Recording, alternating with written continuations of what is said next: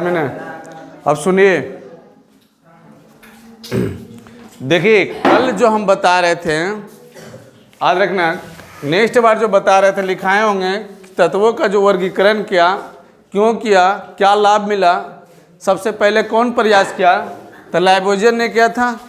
लेकिन आप जब नेट पे सर्च मारिएगा ना तो लाइबोजियर के और संयोजकता के आधार पे कोई चर्चा नहीं है। समझे मेरे बात?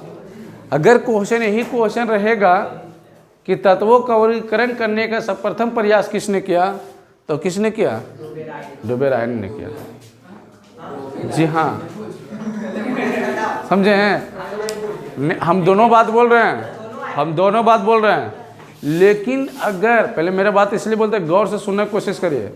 आप जितना हल्का में लेते हो उतना हल्का में से क्वेश्चन रहता नहीं है। हम बोले कि अगर लाइबोजियर नहीं है, अब इसका मान लो कि लिखला है कि तत्वों का वर्गीकरण करने का प्रयास सर्वप्रथम किसने किया?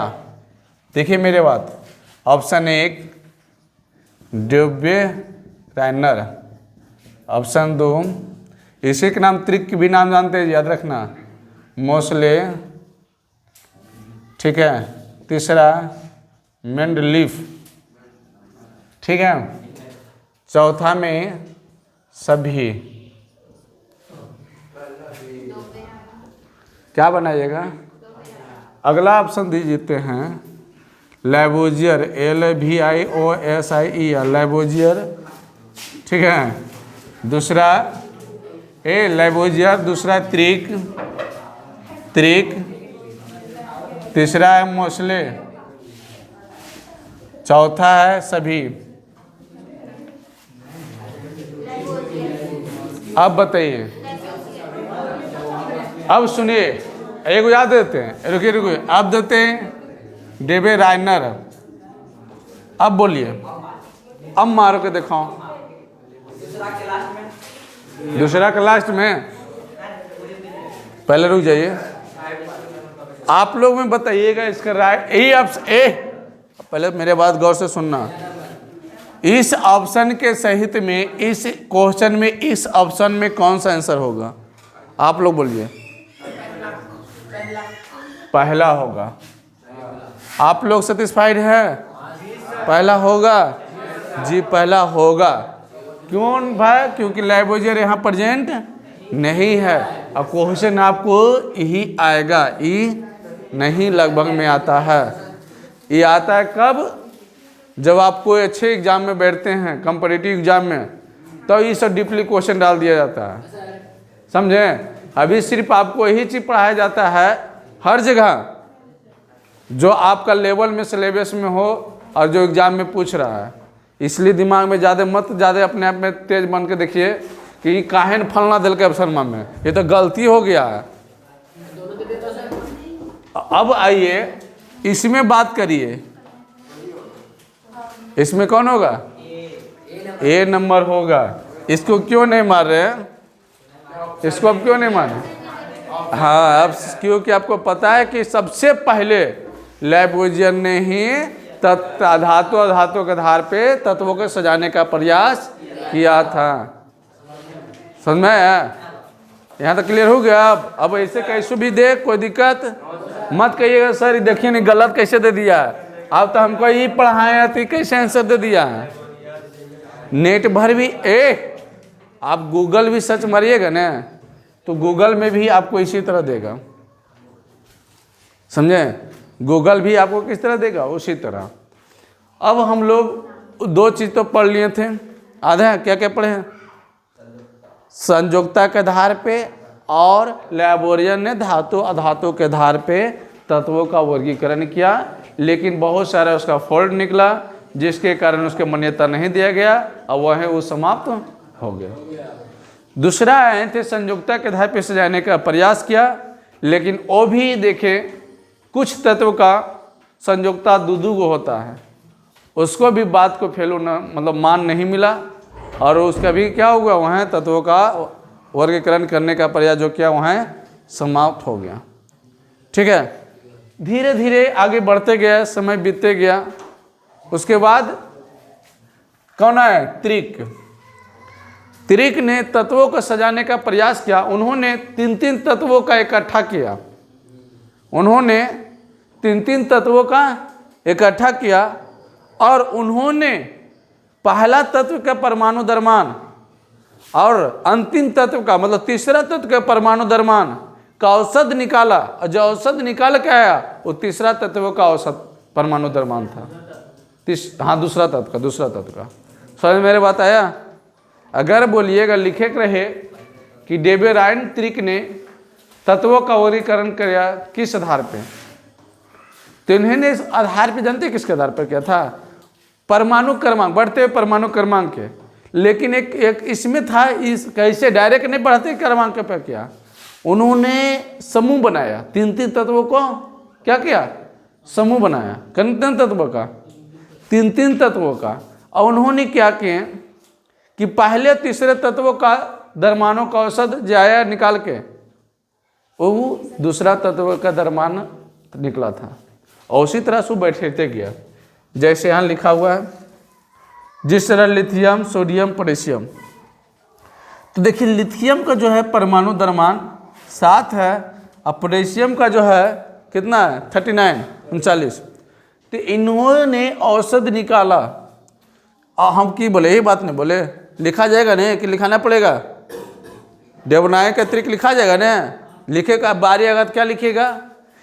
लिखिएगा डेब्रायन त्रिक ने तीन तीन तत्वों का समूह बनाया। उन्होंने पहला तत्व का द्रव्यमान और तीसरा तत्व के द्रव्यमान का औसत निकाला और जो औसत आया वो दूसरा तत्व का औसत आया। इस तरह सजाने का प्रयास डेविड रायन त्रिक ने किया था। कहानी खत्म इतनी बात में? समझ आ रहा है मेरे बात कि नहीं आया? आया होगा। अब यहाँ बात करते हैं, जैसे निकाला इसका औसत मतलब होता है जोड़ना। तो 7 और 39 के जोड़ेंगे तो कितना आएगा? लो अभी तो डायरेक्ट लिख दिए, जोड़ो। 9 और 7 46 आया। अब 2 से भागा देंगे तो कितना आएगा? 23.0 मतलब 23। समझ में आया? अब ये बात देखना है कि 23 किस तत्वों का परमाणु द्रव्यमान है? तो सोडियम का है, तो सोडियम बिचला है ना। क्लियर हुआ मेरे बात? इसी तरह से अगला एग्जाम्पल जो देखिएगा, चलिए, chlorine, bromine, iodine. Chlorine, bromine, iodine. अरे लड़की यहाँ ध्यान दो, क्लोरीन, ब्रोमीन, आयोडीन, इसका भी औसत निकालिए। इसका भी क्या निकालिए? औसत निकालिए। तो औसत केकर निकालेंगे? देखिए 35.5 प्लस 127.0/2 जोड़े जाता है। जोड़ के बताइए हमको कितना लिखल? 127 और 35.5 इसे जोड़ते हैं जी। 5 एकम 5, 7 5 12, 3 2 5 1 6, 62.5। 2 से भागा दे दीजिए, 2 से भागा दीजिए, कितना आता है? 8 दूनी 16, 1 एकम में 1, 2 और 5 ने। इसमें जानते हो कितना दिया है?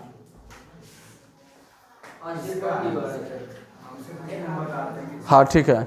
लगभग कितना लिया? ये आया 21 तो लगभग लिया 80। तो देखो 80 किसका है? 80 देखो ब्रोमीन का है। किसका है? ब्रोमीन का। कितना है? ये आया 162.5/2 करेंगे तो आएगा 81.25। लगभग में कितना लिया बुआ?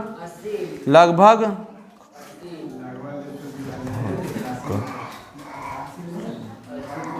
इलिया 80 तो 80.0 लगभग में। तो ब्रोमीन के हो गया 80 है। इसी तरह देखिए आपको जो दिया गया है तीसरा में भी जो दिया गया है, इसी तरह से सजाने का प्रयास किया नहीं है? अरे होगा जी। इसका औसत निकालेंगे तो इसका औसत निकालेंगे तो बोलेंगे कैल्शियम के 40 137/2, 7 एकम 7, 4 3 7, 177/2, 8 दूनी 16, 8 दूनी 16, 5 नहीं जी, 88.5 ने। तो जब 88.5 आया तो लगभग कितना ले लिया, 88। इसी तरह को सजाया, लेकिन इसका जब जैसी जैसी तत्व जब आगे बढ़ा ने, जब खोज हुआ तो इसका बातों का वैल्यू नहीं हुआ। मतलब इसका बात, ये जो रूल लागू किया, ये रूल लागू नहीं हो पाया, ये रूल लागू नहीं हो पाया। और यहाँ क्या हो गई, इसका बात यहाँ क्या हो गया, द एंड, खत्म। ठीक है, इतना बात लिखा जाएगा कि लिखना पड़ेगा कि बोलने पड़ेगा हमको? क्या लिख के आइएगा? हाँ बोलिएगा क्या लिखना है? डोबराइन त्रिक तत्वों का वर्गीकरण किया तो किसके आधार पर किया, कैसे किया, आई सभी देखिए एग्जाम्पल। अब जो हम लोग आगे पढ़ेंगे वो है न्यूलैंड्स का नियम। जैसे न्यूलैंड का नियम, ठीक है। संगीत में कितना ये जो किया, प्रयास जो किया है वो 1886 में, कब, 1886 ईस्वी में, याद रखना। कितना, 1866, हाँ 1866, 86 ना, 86 बोलो यार, 66 है, ठीक है, 86, 1866। लेकिन ये क्वेश्चन नहीं पूछता है तुमसे, ठीक है। पूछता है कि अष्टक का सिद्धांत किसने दिया था। डायरेक्ट क्वेश्चन एकदम ऐसे ही आता है तुम लोग में, एकदम डायरेक्ट जैसे बोले हैं ना, एकदम क्वेश्चन ऐसे आएगा, इसमें कोई चेंज नहीं होगा, समझे। अष्टक का सिद्धांत है क्या? अरे अष्टक है क्या? देखे, अष्टक जो है, आप जब संगीत सीखते हैं तो 8 स्वर होते हैं, 7 गो होते हैं, 8 गो होता है, लेकिन 8वां स्वर पहले स्वर से मिलता जुलता है, इसीलिए अष्टक इसको बोला गया है। इसके लिए क्या बोला गया है, अष्टक। क्या बोला गया, कुछ समझ में आ रहा है? रे नहीं आ रहा, घर जाके मन कर रहा ना, जाओ घर जाके मन कर रहा है, जिसको जाके मन करा जाइए। एक सुने, ए लड़का, एगो कहावत सुने आप लोग, एगो कहावत है, अच्छे चीज सबको पसंद नहीं आता है, सब रिजेक्ट कर देते हैं। सुने हैं क्या? अब सुनिए,